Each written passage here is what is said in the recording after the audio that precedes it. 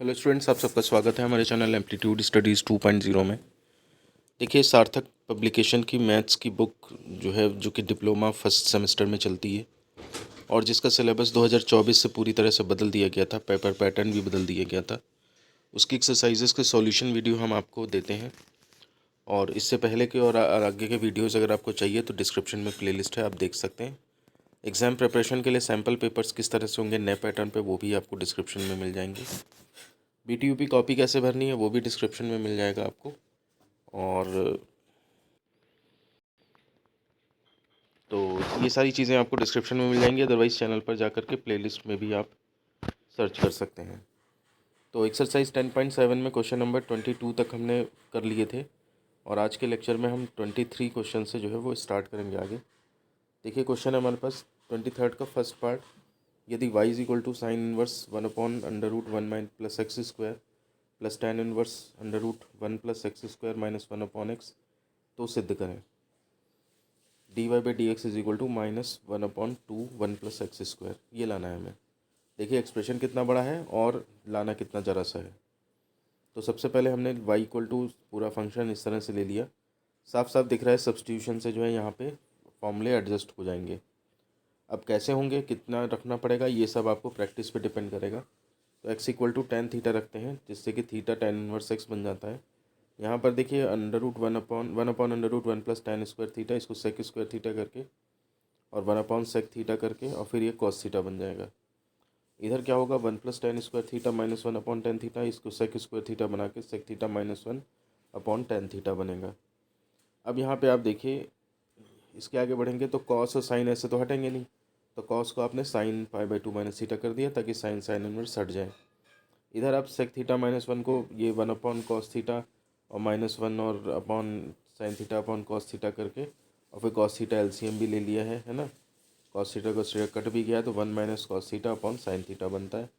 अभी भी देखिए tan नहीं बना है, तो आप इसमें क्या करेंगे, इधर वाले साइड का तो काम हो गया है, साइन इनवर्स हटा के π/2 माइनस थीटा कर दिया। इधर आप क्या करेंगे, कॉस थीटा का फॉर्मूला रखेंगे ताकि 1 कट जाए, नीचे साइन थीटा का 2 sin थीटा /2 cos थीटा /2 1 काट भी दिया है। देखिए, स्टेप्स कम कर दिए हैं, लेकिन आप पेपर में करिएगा तो पूरा डिटेल से करिएगा। 2 कैंसिल हो गया, साइन थीटा एक कट गया यहाँ से। अब π/2 minus theta plus tan inverse tan θ/2 यहाँ बचता है। tan इनवर्स ये भी हट गया, तो π/2 माइनस थीटा प्लस θ/2, ठीक है ना, इतना बचा। इसमें चाहे तो अब रख दी है वैल्यू थीटा की, नहीं तो आप पहले जोड़ घटा लेते इसको। ये आपका माइनस का θ/2 बचेगा, ठीक है ना, तो उतना कर लेते, फिर डिफ्रेंशिएट कर देते हैं। इन्होंने अलग अलग ही रखा है यहाँ पे, वो लास्ट में वो हो जाएगा, कोई इसमें वो बड़ी बात नहीं है। डिफ्रेंशिएट किया है तो π/2 का 0 हो गया है, tan इनवर्स x का ये हुआ और 1/2 का इतना ही हो गया। फिर बाद में एलसीएम लिया, वो पहले ले लेते तो वही सही हो जाता। और इस तरह से आपका जो लाना था वो dy/dx equal to -1/2 bracket 1 plus x square, इतना ये आ जाता है। इस तरह से हमारा ये क्वेश्चन जो है वो कंप्लीट हो जाता है। इसके बाद क्वेश्चन नंबर 23 के सेकंड पार्ट पे चलते हैं। यदि y is equal to sine inverse 1 √1 मतलब अपॉन में √1 माइनस एक्स स्क्वायर, तो सिद्ध करें 1 minus x square divide x equal to x y plus 1। तो y इज इक्वल टू हमने इतना ले लिया, डिफ्रेंशिएट कर दिया, इसे डिफ्रेंशिएट किया है तो देखिए यहाँ पे हर d/dx ऑफ अंश माइनस अंश d/dx ऑफ हर, है ना, और अपॉन हर का स्क्वायर। तो यहाँ पे साइन इनवर्स एक्स का डिफ्रेंशिएशन जब रखा तो ये पूरा कट गया। इधर जो है डिफ्रेंशिएशन करा तो 1/2 रूट और फिर उसका 1 माइनस एक्स स्क्वायर का एक बार और होगा, ठीक है ना, तो माइनस का इतना बचेगा। अब इसमें यहाँ पर देखिए ये चीज़ आगे चल के ये चीज़ लेफ़्ट में ले आए, क्योंकि हमें देखिए जो प्रूफ करना था ना उसमें ये लेफ़्ट में है ही 1 माइनस एक्स स्क्वायर या ये, तो इसलिए उसको हम लेफ़्ट में ले आए, ठीक है। अब बाकी बचा हुआ एडजस्ट होता ही होगा अंदर। तो यहाँ पर देखिए आपका 1 हो गया ये चीज़, और यहाँ पर जो है ये x sine inverse x upon √1 plus x square ये हो गया। ये फंक्शन पूरा का पूरा फिर से वही वाई जो दिया था हमें वही है, तो इसकी वैल्यू हमने वाई रख दी यहाँ पर, ठीक है। और अब यही वाली चीज़ लानी थी हमें, तो उसको थोड़ा सा अरेंज करके रख दिया जैसा प्रूफ करना था, और इस तरह से हमारा ये क्वेश्चन भी जो है वो प्रूफ हो जाता है। तो इस तरह क्वेश्चन नंबर 23 पूरा कंप्लीट हो जाता है। ये जो टाइप ऑफ क्वेश्चंस चल रहे थे कि रूपांतरण वाले, वो भी ख़त्म हो जाते हैं। अब हमारे पास तीसरा टाइप जो था इस एक्सरसाइज में कि एक फलन का दूसरे फलन के सापेक्ष अवकलन, वो वाला पार्ट स्टार्ट होता है। अब इस वाले पार्ट में है जैसे 24 है, x6 को x स्क्वायर के सापेक्ष अवकलित करें। तो इसका जो तरीका बताया है थ्योरी क्लास में कि इसको u मान लो, इसको v मान लो। अब हमें क्या है du/dv चाहिए। तो पहले क्या करेंगे du/dx निकाल लो, फिर dv/dx निकाल लो और दोनों डिवाइड कर दो। तो dx हट गया तो du/dv आपका जो है वो निकल के आ जाएगा। ये तरीका था, वही तरीका हमें सिंपली अप्लाई करना है, कोई टफ क्वेश्चन नहीं है इसके अंदर। तो यहाँ पर देखिए क्वेश्चन नंबर 24 है हमारे पास। इसमें कह रहे हैं x6 को x स्क्वायर के सापेक्ष अवकलित करें। तो u को x6 मान, मतलब x6 को u मान लिया, x स्क्वायर को v मान लिया। अब du/dx निकाला है तो कितना हो जाएगा 6x⁵ एंड dv/dx हो जाएगा तो ये 2x हो जाएगा।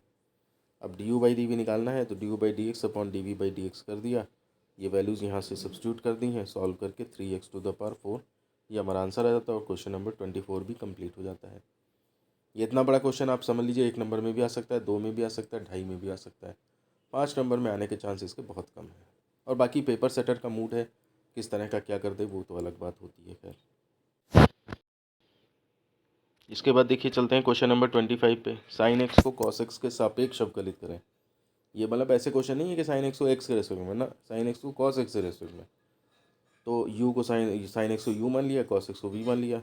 अब du/dx निकाल लिया, dv/dx निकाल लिया। अब du/dv जब करेंगे तो ये आपका फॉर्मूला भी नहीं लिखा, देखो यहाँ पे इन्होंने du/dx तो लिख दीजिएगा एक बार, फिर वैल्यू पुट कर दी, सॉल्व करके ये आ गया। तो ये बहुत ही, जब प्रैक्टिस आपकी समझ में आ जाएगी, प्रैक्टिस पड़ जाएगी तो बहुत आसान क्वेश्चन लगते हैं। तो इसमें लेंथ में कमी ना करें, क्योंकि अगर आप शॉर्ट में करेंगे तो प्रैक्टिस के लिए भले ही आप कर लो, लेकिन पेपर में पूरा डिटेल में करो ताकि क्वेश्चन की लेंथ इतनी बने कि वो नंबर देने में आसानी हो एग्जामिनर को। फिर ये जैसे 26 क्वेश्चन है, इसमें कह रहे हैं कि sine inverse 2x upon 1 + x square को tan इनवर्स x के सापेक्ष अवकलित करें। यहाँ पे sine inverse 2x upon 1 + x square को u मान लिया है और फिर इसके बाद tan इनवर्स x को v मान लिया है। तो x = tan थीटा जब रखेंगे इसके अंदर तो आप यहाँ पर ये देखिए कि ये tan theta upon 1 + tan square theta, ये यानी कि sin 2 थीटा बन गया। साइन इनवर्स हट गया और 2 थीटा बचा। अब इसको थीटा के रेस्पेक्ट में थीटा की वैल्यू डाल दी, tan इनवर्स x। तो यहाँ से आपका जो है वो u = इतना गया। अब du/dx निकाल लिया तो 2/1 + x स्क्वायर हो गया। अब उसके बाद आपने क्या किया dv/dx निकाल लीजिए, तो ये एक झटके में निकल जाएगा आपका, ठीक है ना, कि 1/1 + x स्क्वायर। अब du/dx आ गया तो अब हम लगा सकते हैं फार्मूला कि du/dv कितना होगा। तो फार्मूला लिखो पहले, फिर वैल्यू पुट करो, कट कुट के 2 आंसर जो है आपका आ जाएगा, ठीक है ना। तो इस तरह से ये क्वेश्चन नंबर जो 26 है वो भी हमारा कंप्लीट हो जाता है।